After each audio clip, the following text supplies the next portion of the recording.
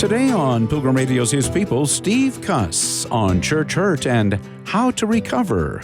I think so many of these things are fairly simple. We have to normalize talking about emotional and spiritual pain without feeling threatened. I would hope if somebody would come to me and say, Steve, I think that decision you made and the way you made it really did some damage. I would hope I would say, I would love to hear more about that. Tell me about your experience. Steve Cuss, next. The concept of church hurt is usually discussed in the context of the church attender who's been hurt. But Steve Cuss says church hurt travels in both directions, from the pulpit to the pews and in reverse. He hosts the Christianity Today podcast, Being Human, and he's author of the recent article, Church Hurts for Pastors Too. Here's Spencer Dalkey. Church hurt, what do we mean by that? Yeah, great question. It is a broad term, right? But I do think it is the emotional and spiritual wounding that happens in the context of a Christian community. I've been a local church pastor for a long time, 28 years now, in various roles, mostly as a lead pastor. And, the longer I was a lead pastor, just the more growing discomfort I had at how often good people can rub up against each other. They're good-hearted people and cause quite a bit of damage. Of course, there's a whole other category of church hurt, which is abuse, where there really should be police or a legal authority involved. I don't know how qualified I am to help with that. I just want to acknowledge that's real. I'm talking more about unintentional consequences of power dynamics. So, for example, as a preacher, I open the Bible. I get up in front of everybody almost every week. I open the Bible. Functionally, I'm telling us how to live. Well, that's a lot of power. And so that when I'm just sitting at a barbecue with somebody and I share my opinion, it took me a long time to realize that my opinion kind of has boxing gloves attached to it, because people are used to hearing me take the Bible for them. On the other side of it, as a pastor, I was always surprised at how free some people were with their opinion. It was very personal. Like they wouldn't just critique my sermon. It was like they were critiquing my identity. And part of that was the way they were criticized. And part of it was my own problem that as a preacher, I took the church so personally that everything was personal. So that's kind of a meandering answer to what church hurt is. I think I saw you have some experience with trauma counseling. I was a hospice and hospital chaplain. And then my wife's a trauma therapist. So I have been and am around trauma conversations a lot. How would you describe your experience as a pastor trying to navigate church hurt among congregants? And then you mentioned even having some of that church hurt come and get directed towards you. As a congregant, we all take our faith so seriously, which is a great thing. But then we tend to see a church decision and we kind of baptize it through the lens of our faith. And so I noticed the difference between leading a church and leading a corporation was this extra God element that we put on every decision. I think that's why congregants often have very strong opinions about decisions being made because they feel like it's a violation of who God is. Whereas if you were all gathering at a staff party for IBM, you agree or disagree with the decision, you rant about the boss, that's the end of it. In a church, you agree or disagree, you rant about the preacher, and then you go on a spiritual rampage trying to represent God. There is also a dynamic, I went to Bible college and trained to be a minister. I went to seminary and did a graduate degree. That doesn't make me a closer follower of Jesus than other people, but people think it does. Because I'm trained, people think I'm spiritually mature. Those are not automatically the same thing. In the same way, when you attend a church, you can tend to think you know how to lead one without any training. I ran into that with some people too, is they just really thought that after weeks and weeks or months of attending a church, they know how it should be run. And then they feel very free about coming to tell me. And then there's the expectation of purity, that surely a Christian community should be perfect at love. There should be no conflict, kind of this utopia. And no church is like that. I think the beauty of the church is the humanity and the dirt and the bumping up against each other and loving each other anyway. Is it Casting Crowns that sings like it's a hospital for sinners, not a museum for saints? Right. And also, what's the difference between a saint and a sinner? Like, fine line, We're all a company of both. You mentioned a little bit about what may cause those, like what you call the power imbalances in the church, where we kind of perceive our pastors as having a little more power. But why does it kind of take root, you think? Isn't it really just kind of like a matter of perspective? There are some church cultures where they hold the pastor in very high regard. It's like, we call it a Moses model. The pastor hears from God like Moses on the mountain, and then the pastor disseminates God's word to the people. Very top-down model. In our church and in my faith tradition, we don't do that. The pastor is assigned a role of leadership and biblical interpretation, but I'm not any better or different than the congregants. I'm one of the congregants, and my particular task or role is pastoring. But still, Spencer, I think I was trained in making meaning out of the Bible. I've got a master's degree in Bible. I open the Bible for you on a Sunday morning and I share a spiritual insight. And if you feel particularly seen or heard by God through that, you then subconsciously ascribe power to me. I should do that. I should be able to give you spiritual insights that move you and help you. But then over weeks and months, if that becomes a body of spiritual insight, then whether you mean to or not, you are holding me in a different category. It's not a celebrity, but it is like a power category. What's interesting is when I wrote that particular article for Christianity Today, it just struck me as like, most congregants think pastors are very powerful, and I don't know any pastors that feel as powerful as congregants think we are. Like, I don't feel very powerful. So I had to learn it. I had to notice it. If I would meet with a harsh critic, they could say anything they wanted to me any way they wanted. Like, they didn't feel any need to manage themselves. And I always felt like, man, I better be careful what I say, because one word from me will land too hard. It's like a parent fighting with a 4-year-old. It's an imbalance of power. So I think that leads to it. When we are wounded, we tend to catastrophize and exaggerate in our brain. Our brain actually protects us by exaggerating. And so you hear things like, the church hurt me. Well, that's actually an exaggeration. 2 people hurt me, for example. 2 people who are church leaders. Now, they may have really hurt you, and what they may have done may have been wrong. But then people go to another church with their defense mechanisms up, protecting themselves from hurt. And that's my concern, is the way we catch and spread church hurt in these generalized terms. I find it to be unfruitful. I don't find it to be a good path of healing. If you're not careful, it moves you into cynicism and bitterness and anger. And that has me really concerned. Isn't it Nietzsche who kind of says, humans most fundamentally want power? And so the world can look in on the church. Like you mentioned, there is a lot of organizational authority and power, especially since, the church carries the charge by God to minister to people. How can the church use its organizational authority in a way that's above reproach? I actually think that is the question, especially if we are crossing into these cases that are on the news all the time that do fall into actual abuse, actual trauma, where police should be involved. And it's horrific, isn't it? We should be a healing community. I personally think that the early church in the first 300 years after Jesus rose from the dead until Constantine, the church was a place of relief and identity. If I had to summarize, we were a place of relief. The Roman Empire would batter you. It would exploit you. You were nothing. And the Roman Empire wouldn't think twice about exploiting you for the empire's benefit. Then you come to church. Inside that church, you're a child of the king. You have status, not for power, but just your humanity is worth sacrificing for. As I look at our culture, you and I chatting from the United States of America, I see a culture that it kind of batters us around, especially on social media. We tend to be in an adversarial relationship with each other.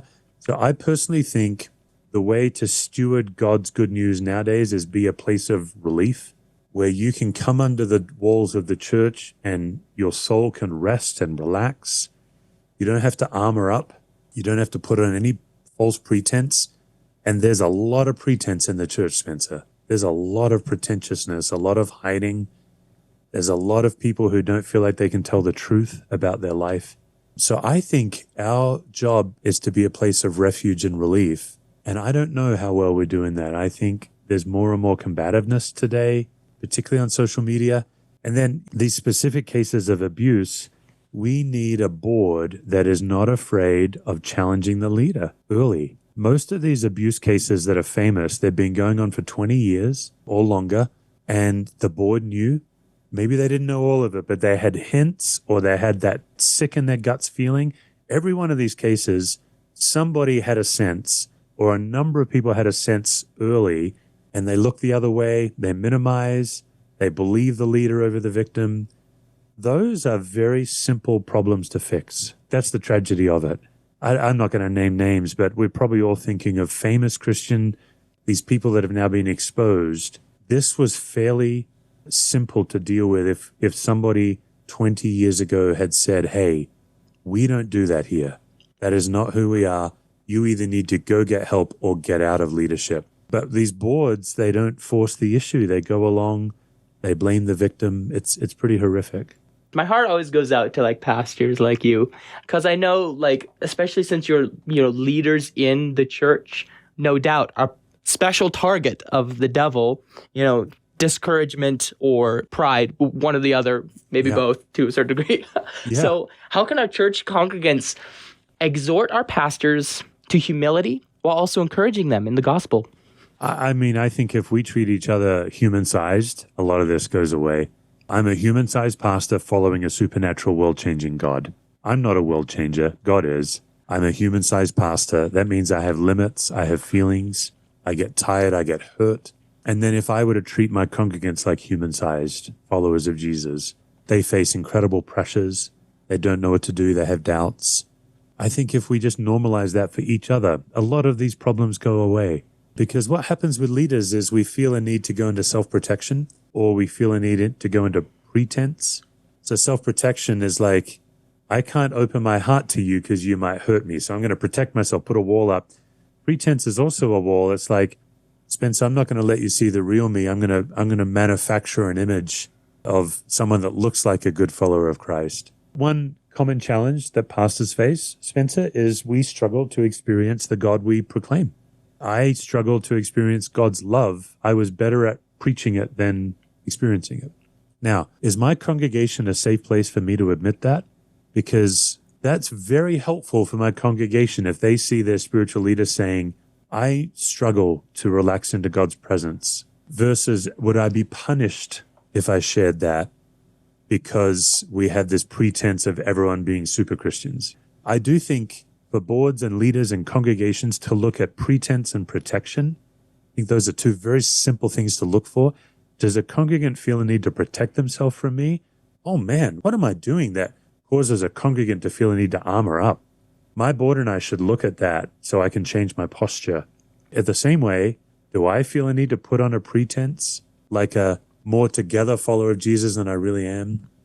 Now, again, there is a category of struggle that I believe it either disqualifies me from ministry, or maybe a more gentle way of saying it, it's not good for my soul to be in a ministry position when I'm doing that secret habit.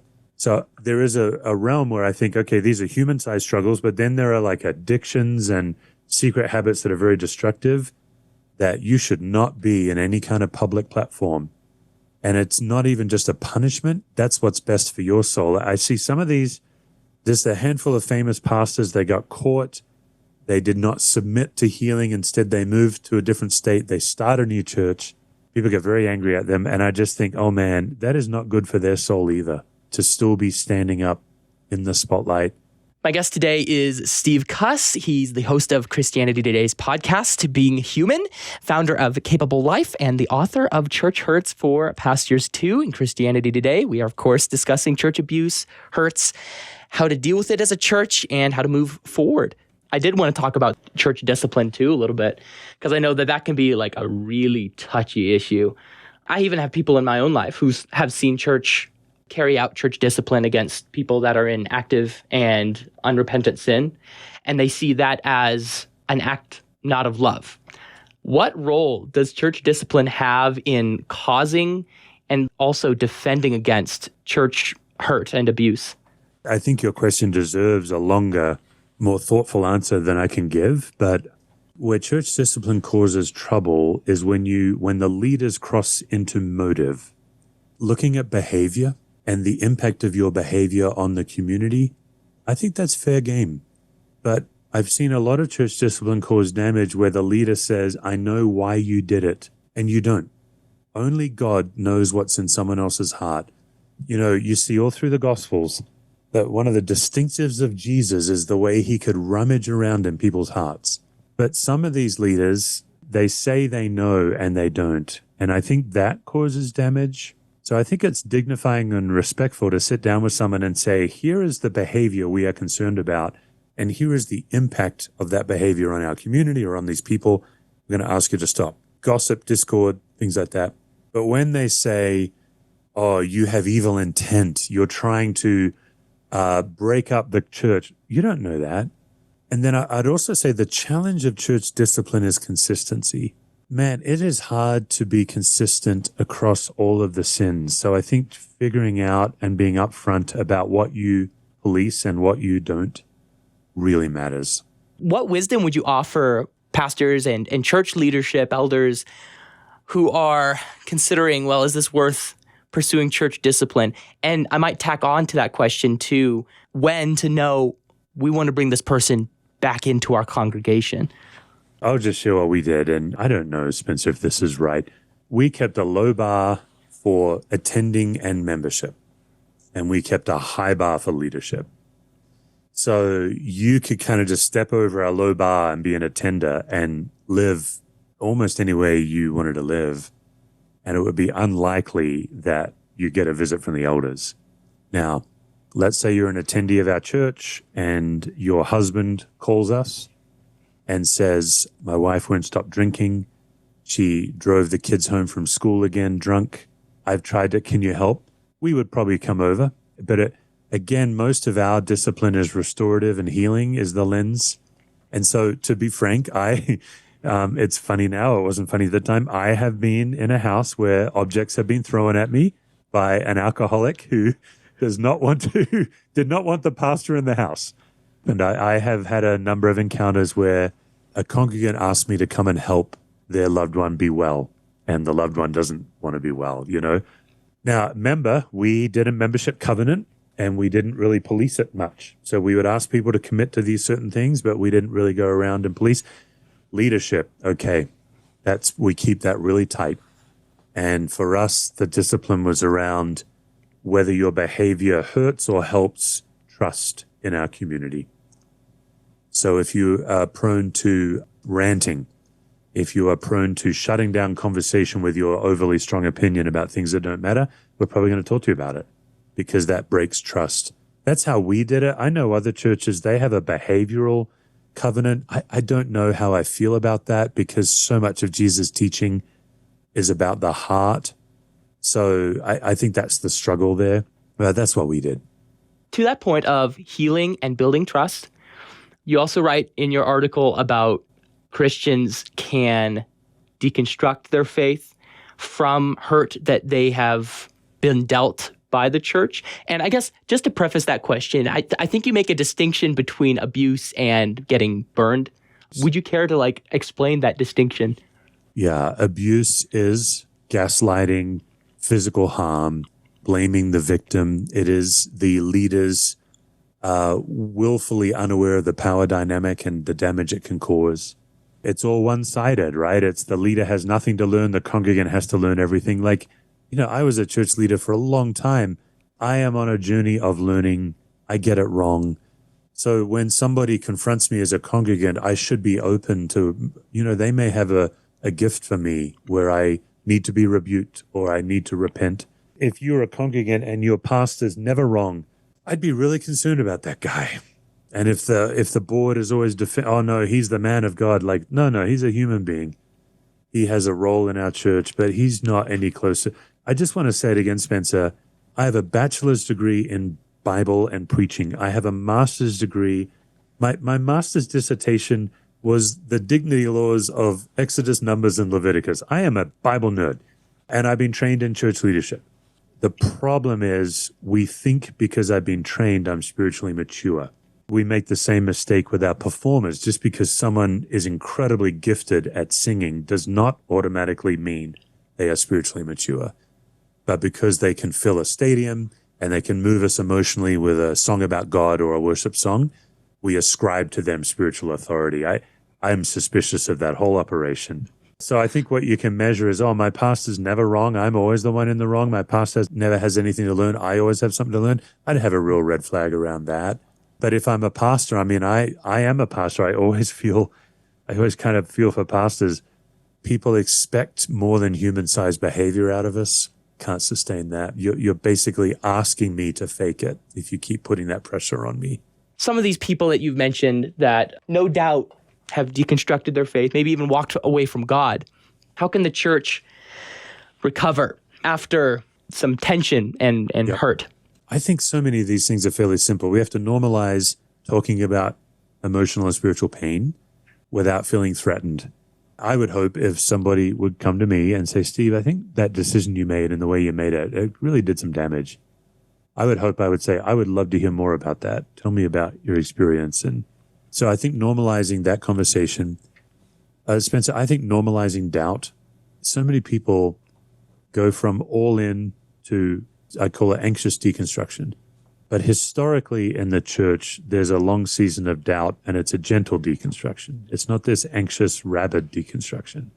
Authors like Philip Yancey, Kathleen Norris, Frederick Buechner, they normalize doubt, which gives you room. But if you're asking about these churches that covered up the sin of the leader for decades, it's complicated because there's a lot of amazing people in those churches, but so much of the leadership system must be examined and cleaned out. And some of those churches do that really well, and some don't. I personally think that Willow Creek Church in Chicago did a really good job. After the big scandal in 2018, with their new pastor and a new board and a lot of new staff, I think they did a good job of looking at what happened and making changes. So, do you stay or do you leave that church? I couldn't possibly guide you on that, I think. On an individual level, how can churches try to make amends with maybe people that are starting to question their faith because of the hurt that they've been dealt? All you have to do as a leader is ask curious questions and believe people. It's not hard. But I think as leaders, we feel pressure to protect the asset. I know what I do as a leader is I'm prone to go into self-pity in these situations. If somebody is sharing their hurt and it involves something I've done or a leadership decision, my brain tells me to tell them how hard my life is. I'm not proud of this, Spencer, but I have to manage that. Oh, you don't know how hard leadership is, spiritual authority. Oh, man, that's not helpful. So learning to notice that about myself and simply ask curious questions and believe people. Most people, the reason their deconstruction takes such an anxious turn is that when leaders are caught red-handed in some of these more public abuse situations, they minimize or they blame the victim. All that does is generate massive extra levels of anxiety in the group. And unfortunately, very few of these cases does the leader or the board take actual responsibility for what happened. I mean, there's a case right now, and I won't name it. It involves a lawsuit. But one of the elders posted a public comment when the case first came to light, basically denying all knowledge. And then the comment got taken down when the lawyers proved that he's known for years. And now the comment is, well, he's waiting for legal advice to make a comment. In that system, everybody knew he knew. And when he says, I knew nothing about it, it just creates dissonance and discord and confusion and anger. So I don't have much empathy for leaders that are generating deconstruction. For the people who are deconstructing, separating God from the church in your mind. What's true about the gospel? What's true about this one church experience? It's really important to have a discipline of right-sizing your pain. Like if you're on Twitter, you would say every church is broken. No, the majority of churches are amazing. The overwhelming majority of churches are doing incredible work. So right-sizing your pain. And then some of these authors I mentioned, people like Kathleen Norris, Frederick Buechner, their doubt was always moving toward faith. It was never deconstructing the foundation of their faith into nothingness. And so I think measuring where your deconstruction is it going to a deeper faith or is it going to an agnosticism or a deism? I think that would be very helpful. How can we, as pastors and church congregants together, look past those power dynamics and lay hold of the gospel? There were power dynamics in the New Testament, but there really was an understanding of the priesthood of all believers. So I think being aware that a pastor in the Bible was a role or a gifting, not a job description. You know, God gave some to be pastors and some to be prophets and teachers and so on. And I think we have ascribed to that word more today than is in the Bible. There to be the CEO, visionary, counselor, Bible teacher, leader, like it's a lot. So I think it comes back to being human-sized. What does it mean to be a human-sized pastor? What does it mean to be a human-sized spiritual leader? And then the other thing I would say, Spence, is proximity really matters. The closer access you have to leaders, and for leaders, the closer access you have to congregants, the healthier the system. And you might be saying, oh, maybe I'm against megachurches. I worked in a megachurch of 8,000 people as an associate pastor there, and the lead pastor was extremely available. I was recently at a megachurch, like 15,000 people. I was there to speak for a weekend conference, and I watched the lead pastor. Now, this lead pastor has been there like 30 years. I'm like, is there anybody he doesn't know? I've never seen a lead pastor who knows thousands of people. He'd just hang out in the lobby every week. People just walk by and he's chatting. So I'm not saying that you should be a small church, but there should be proximity. And proximity, making yourself available to each other, really helps see each other as human-sized. I think that helps a ton. You've been listening to His People on Pilgrim Radio. Many thanks to our guest, Steve Cuss, host of Christianity Today's podcast, Being Human. To read his piece, Church Hurts for Pastors Too, go to ChristianityToday.com. Coming up on tomorrow's program, it's Lisa Whittle on whole body theology. Satan hates us looking in the Bible about it. Just stay busy listening to experts and getting more supplements and going on yet another diet plan. Please. Because then if you go to Scripture and if you learn what the Bible says, you might really get it. And if you really get it, you might be free. That's tomorrow at the same time, right here on His People. Thanks for listening.